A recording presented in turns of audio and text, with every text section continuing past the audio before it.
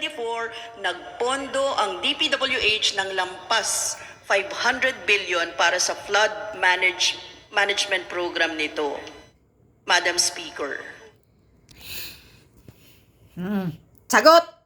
Nasaan ang flood control budget na 500 billion? Alam natin na merong Bilyonis. nagkaroon ng isang master plan for Metro Manila. Kailan ang master plan? Nilabas noong 2012. Pero 2012 kung pa. titignan natin ngayon, Tangina na, kung nasaan master na plan. tayo pagdating sa plano na yan, ay marami doon na medyo hindi natupad. Nagkaroon ng paglihis doon sa original plan. Kaya tingin ko kailangan balikan at this point in time. I share your frustration, Your Honor. Ganyan agad ang sagot Madam mo. Speaker. At tingin ko ang NEDA naman at this point in time ay nung kami ay nag-uusap, sila naman ay handa nilang balikan yan. And of course, syempre sa ngayon ay ayan, binabantayan talaga natin ang mga flood control projects. Base din sa mga ibang hearings, katulad ng COA, ang isang major problem is yung mabagal na pag-implement. Kasama dyan ang delays at low fund use. Yan ang naalala ko sa ibang hearing. Kaya sa tingin ko baka kailangan natin tanungin yan sa DPWH. Pero pagdating dito sa DPCC, as an issue para sa DPCC, tingin ko yun ang dapat bantayan ng DPCC, yung pag-monitor ng master plan, and at the same time yung pagkakaroon ng master plan para sa buong bansa. Kasi sa pagkakaalam ko, meron lang na-adopt para sa Metro Manila.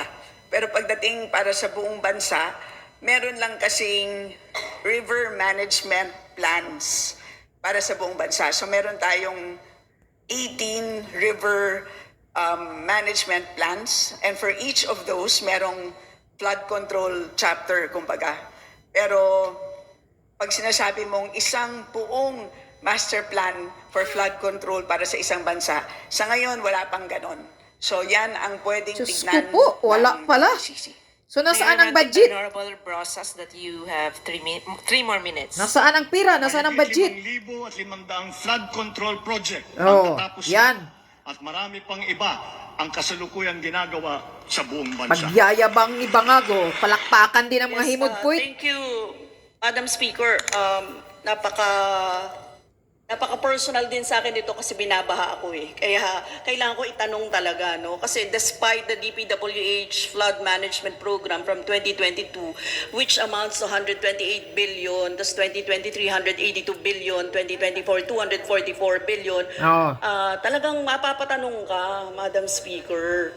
Kasi bumabaha talaga ng todo-todo sa NCR, Madam Speaker. So, walang nangyari dun sa mga pondo na yun, seemingly. Anyway, Madam Speaker, bago po ako, 3 minutes na lang, Madam Speaker, pwede bang mag-extend siya? Appeal naman, Madam Speaker. Akala Be ko given sabi, 3 minutes. Madam Speaker, akala ko sabi mo appear kasi pareho tayong binabaha. Appeal kay Madam Speaker natin. Madam Speaker, meron ng DPWH na Sustainable Infrastructure Projects Alleviating Gaps, or SIPA, at Basic Infrastructure Program, BIP. Basically, under these programs, projects, it would include constructing roads, flood management, bridges, and even multi-purpose buildings. May existing programs na ang DPWH hinggil sa road construction, flood management, at constructing bridges. Para saan pa itong SIPAG at BIP, Madam Speaker? Oh, yan. Sagot! Kimbo! Ang SIPAG, Hindi mo alam. Nung sipag. okay, meron tayong SIPAG, flood mitigation structures, protecting public infrastructure facilities, This is for 2024, Madam Speaker, 40.52 billion. 40, ah? Ha. 40 to And 50 for billion. basic infrastructure program, which would include multipurpose buildings and facilities to support social services, ito naman po ay 57.69 billion. So, nasaan na yan ngayon? May nagawa ba? Ha, Kimbo? Madam Speaker, nakita natin na doble-doble yung proyekto ng DPWH na pinapondohan ng napakalaki. Oo. What's the point of having multiple programs with the same objectives? Tama din si Para Brosas, ah. Points ka dyan. Pare-pareho. May Madam points ka Speaker. dyan. Brosas. At least nasita mo yan. Flood control ni Bangag. Na pangbobodo lang. Ha? Bilyon-bilyon? 50 bilyon? Iba-iba, BIP. May sipag pa, may So, BIP pa. Madam Speaker, sorry, I stand corrected. Yun pong nabanggit ko pero kanina ay yun pala po ay changes. So ang total proposed under CPAG Sipag. Dami-dami for ninyong mga 2025 is kagagawa na para lang may pundo. Para lang talaga ano ng pera. is Makakalkal. Sipag pa, may BIP pa. 897.6 million. And for basic infrastructure program, which would include evacuation centers na kailangan natin ng mga binabaha, Your Honor. So, nasaan yan? 184 million. So, itong mga facilities na to ay masasabi natin naman na very useful, lalong-lalo na sa mga binabahang mga lugar. Madam Speaker, Your Honor. Useful. Siguro yung mga multiple programs, no? Kaya ang tingin po natin may pare-pareho dito. And Madam Speaker, can I request specifically for the accomplishment report of CPAG and BIP? Madam Speaker. Dubli-dubli talaga. Para mayroon yung mga pundo na Yes, Madam Speaker, we will may submit. maikalkal. Yes, thank you, Madam Speaker. Today, Yeah. Yan. May punto ka na naman. 1 points ka na naman dyan, Brusa, sa akin. Dahil at least binusisi mo itong pangbubudol na flood control ni Bangag. Kung sino-sino na naman yung nagsasabi sa kanya na may 5,500 na flood control na natatapos. Pero kahit ni isa wala. Sabi pa ni Sara Duterte, saan ka makakita ng may pundo na, may budget na, pero walang master plan. Sabi ni Kimbo kanina, yung master plan pala is 2012 pa. O kundi kupal. Tsaka yung dubli-dubli talaga, mayroon pang BIP flood control. Ano yun? At tsaka may sipag.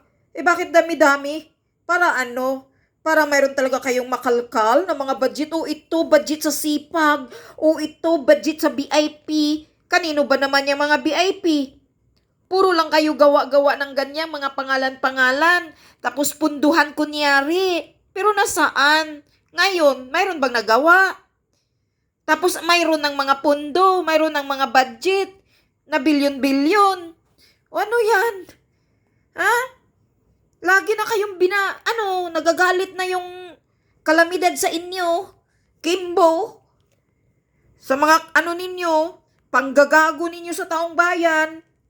Magawa ng mga para sa mga, Diyos ko po. Grabe tong gobyerno na to. Yan, magaling kayo kung paano makakalkal ng pundo. Daming mga gagawin, Mismo si Sara Duterte nagsasabing walang master plan. DPWH mismo nagsasabi walang Diyos ko po, saan ang flood control? Pero nasaan ang budget? Trillion. Sabi pa ni Cynthia Villar. Sa isang taon, 1.4 billion a day sa flood control. Nasaan na ang pira na yan, Kimbo? Nasaan napunta ang pira na yan ng mga hinayupak kayo? Maraming mga taong naghihirap, mga jutang ginimis ninyo.